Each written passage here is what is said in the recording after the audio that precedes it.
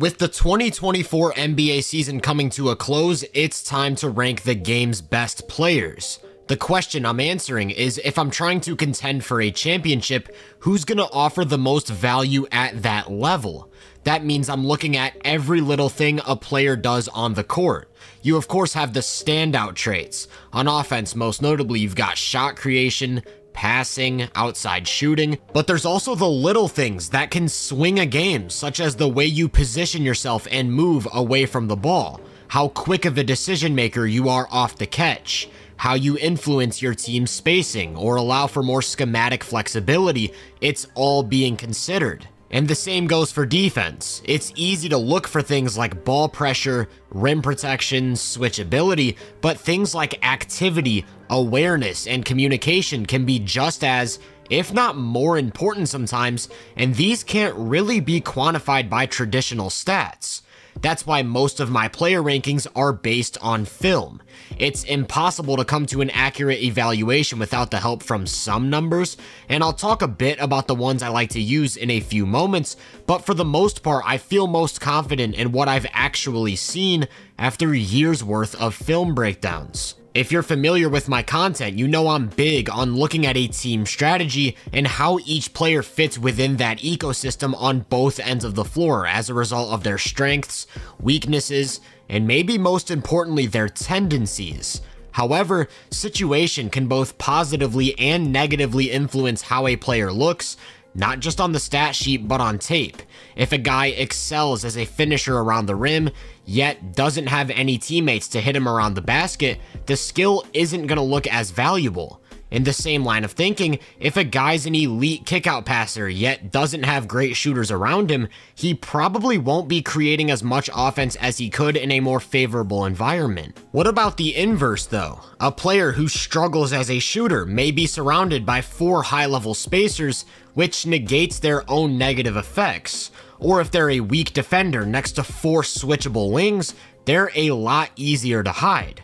I do my best to account for all of these variables when making my evaluations, and ultimately I'm trying to look at each player in a vacuum.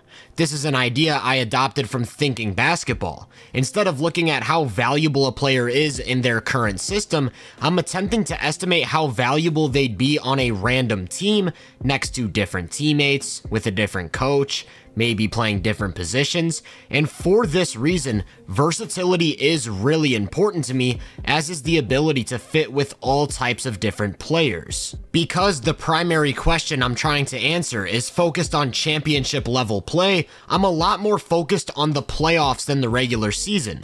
However, sample sizes for statistics in the playoffs are incredibly small. Even a title run is maxing out at 28 games, typically closer to 20, while some guys might lose in the first round or even miss the postseason altogether. For those reasons, most of the playoff numbers you'll see me reference throughout the series are over a multiple year sample. If it's plus-minus based, like on-off, I'll probably keep it to at least 5 years, and for the box score based numbers like scoring volume and efficiency, typically 2 or 3 depending on how deep each run is. Still, even while referencing multiple years, you're missing a lot. For one, players simply get better or worse over that long of a stretch. 5 years ago for James Harden would be his 34 point per game season, while a guy like Anthony Edwards wasn't even in the NBA yet. Also, there's the possibility that even 3 to 5 years isn't giving you a large enough sample size unless you're a team like Boston that makes the conference finals every single year. As a result, my evaluation of each player in a playoff environment is heavily based on speculation.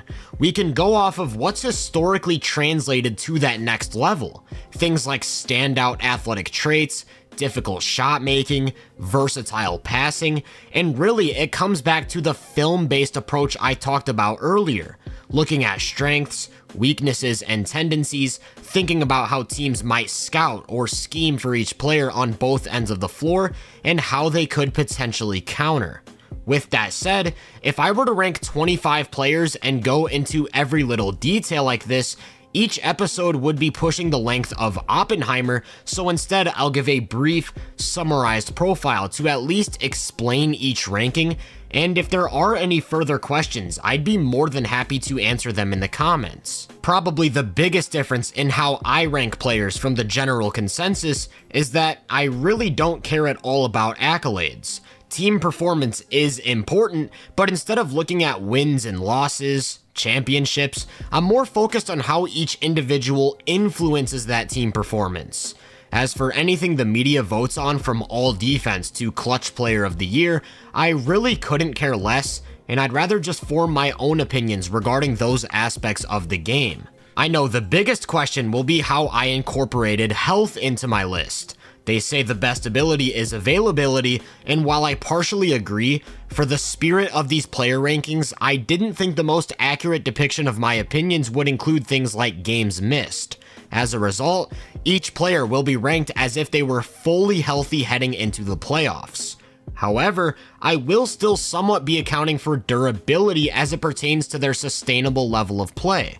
What I mean by that is if someone's injury history or age prevents them from playing a certain type of basketball over 20 or 30 games, I will account for that. Also, if they didn't play a considerable amount of basketball this season, I just didn't include them. There wasn't a set game requirement, but it's a know it when you see it type of thing. Ja Morant played 9 games, he was not considered for this list. So who was considered? Well, if I were to list them all, we'd be here a while. I ended up evaluating over 70 players from last season, and after the series concludes, I'll be releasing all of those to members of my website. As for guys who could be considered for a spot in the top 25, honestly, with the amount of parity in the league right now, that number could be anywhere from 40 to well in the 50s. Personally, I had to narrow down my honorable mentions, and I landed on 31 total players who I intently looked at and very seriously thought about for a spot in the top 25. The 6 that just missed it were Jamal Murray, James Harden, Lauri Markkanen, Paul George, Rudy Gobert, and Tyrese Maxey. Anyone else is fair game, and you'll have to wait until tomorrow's video to see if your favorite borderline top 25 player made the cut. This is episode 1 of a 6-video series where I'll be ranking my top 25 players of the 2024 season. The videos will be posted daily until the list is finished, and each one will include 5 players featuring a condensed profile on why exactly they rank where they do. They'll be scored in tiers ranging from all-star caliber to a strong MVP type of player, and it's important to keep in mind that just because a player is ranked at a number doesn't mean they're locked into that spot.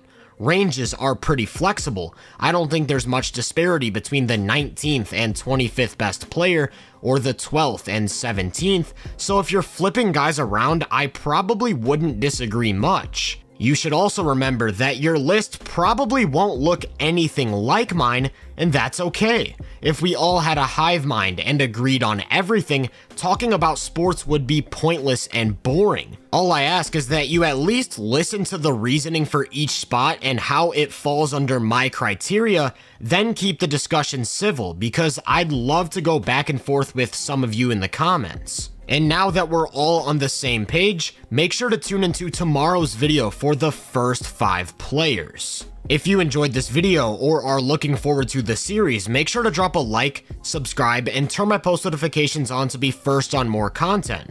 If you're interested in my more in-depth research, make sure to check out my website and social media profiles. You can find those links in the description. Feel free to let me know down in the comments what you expect to see on the list. As always, I hope you all have a great day, and I'll catch you guys in the next one.